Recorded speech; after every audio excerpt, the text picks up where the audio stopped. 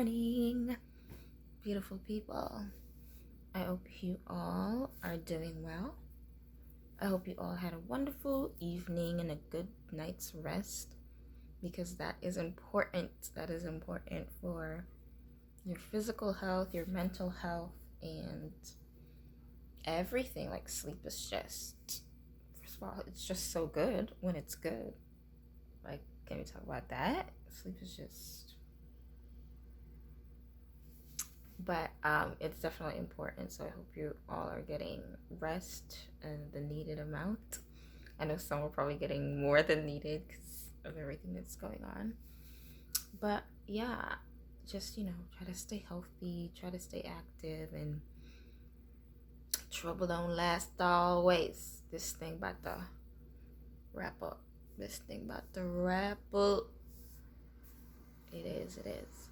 So hang on in there, baby girl, baby boy, you got it. Baby boy, you got it. Almost there, you got it. Let me stop. But you do, you got it. You're almost there. Okay? So, today, I want to talk about your gifts, your talents, and everything that God has created you to be. It's all bigger than you. It's all bigger than you. And when we look at it from a selfish perspective, it's easier to hide it. When we look at the things that God has given us ability to do, the things that we're innately good and great at, the things that just continue to knock on the door of our heart, the things that we feel empty without doing, those things, it's all bigger than us. God specifically placed that within us for a purpose. He placed that within us so that we can help somebody else along their journey. He placed that within us so we can expand the kingdom if you're a believer. He placed that within us so that our purpose may be accomplished here on this earth. And there are sacrifices that need to be made when you realize that even though it's your thing, it's bigger than you. And so you have to sacrifice your time to do it. You have to sacrifice your comfortability to do it. You have to sacrifice your pride and your ego to do it, because doing it may not always be easy. Doing it may not always be convenient, and doing it may not always reap the rewards you feel that it should. But just knowing that it's what you've been called to do, it's what you've been purposed to do, and if it just has the slightest impact of positivity on at least one person's life, then you're doing the job. Because if we think back on the life of Christ and the fact that he would have came to die if I was the only person on earth, if I was the only sinner on earth, God would still come to die. Christ would still give up his life. Christ would still put on flesh, make himself a man, be born of a virgin, choose 12 disciples, take the trash talking from the Pharisees, heal and do everything that he was purposed to do, knowing that the cross was inevitable. He would have done that if it was just for me. And knowing that Christ completed his purpose, and he would have completed his purpose if it was just me, then I feel like when it comes to our purpose, when it comes to the things that we've been called to do, yes, we want to be successful and we want things to have great impact.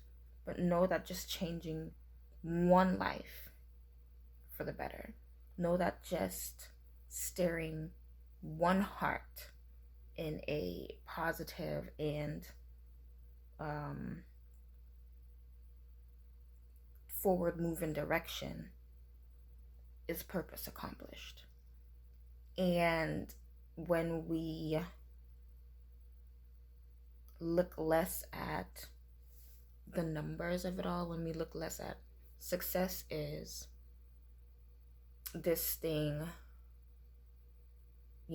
affecting billions of people, or this thing, like, just knowing that impact or positivity or light is touching just the people around you, or touching just someone, means that purpose is being accomplished. And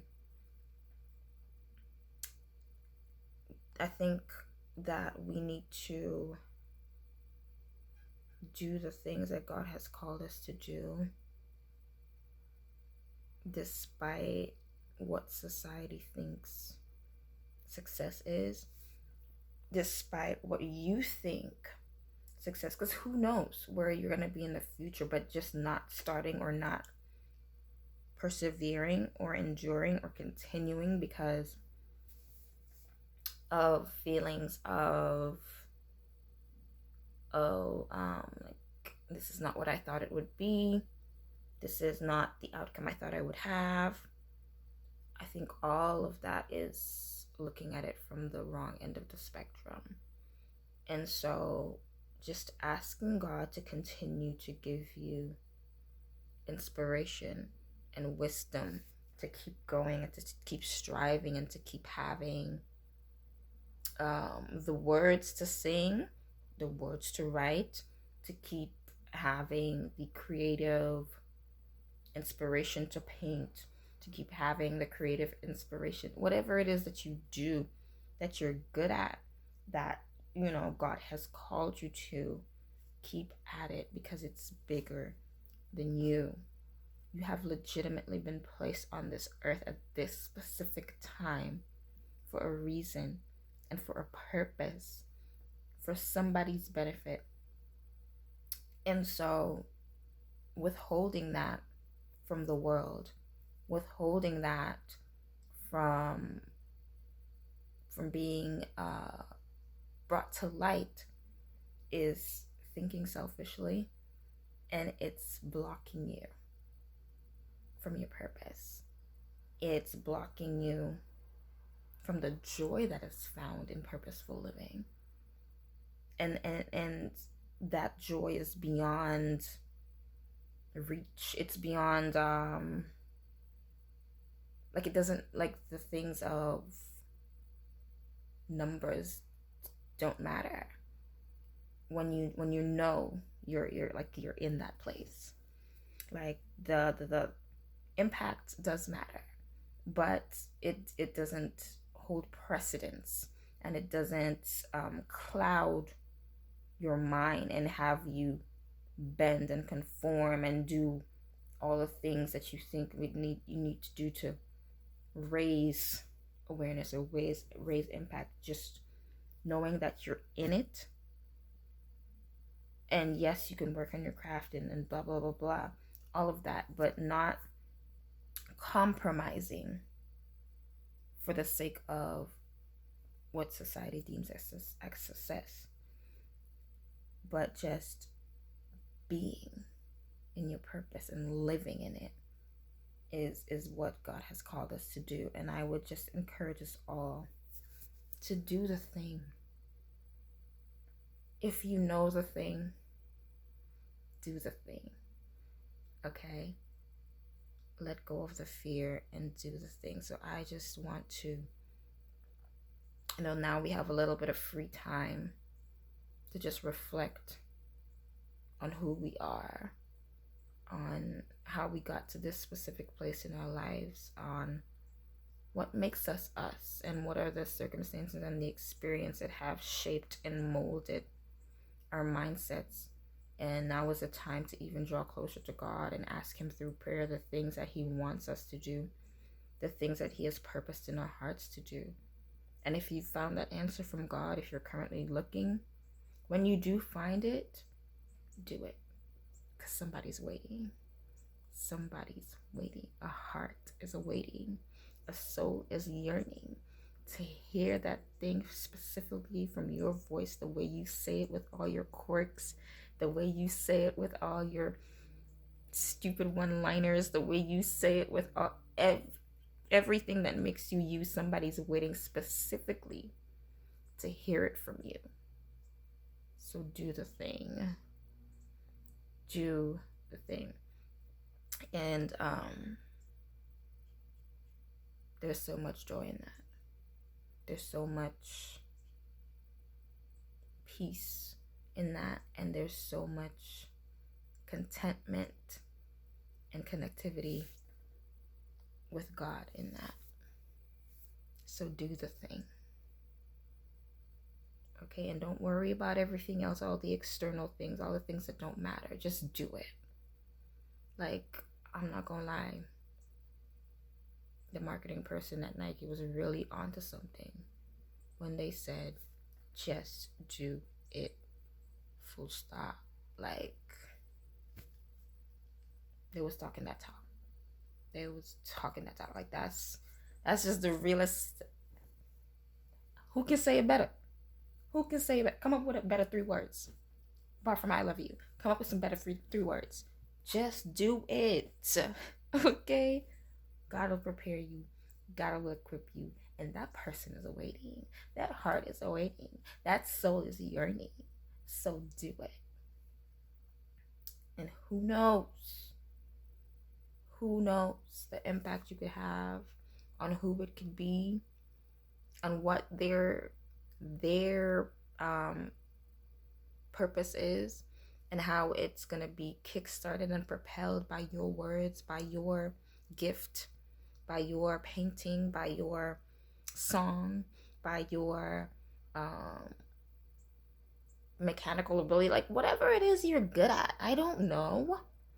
But whatever it is that you feel purpose to do, whatever God has called you to do it. Souls are waiting, hearts are yearning. Do it. Do it, do it, do it. Try to start today. Okay? And remember that I love you all, but God loves you so much more. So much more. Okay? And I will see you all tomorrow. God's spare life. And have a blessed and highly favored day. Okay? Bye. Why'd I do that? Did I just wink at the... He's still working on me.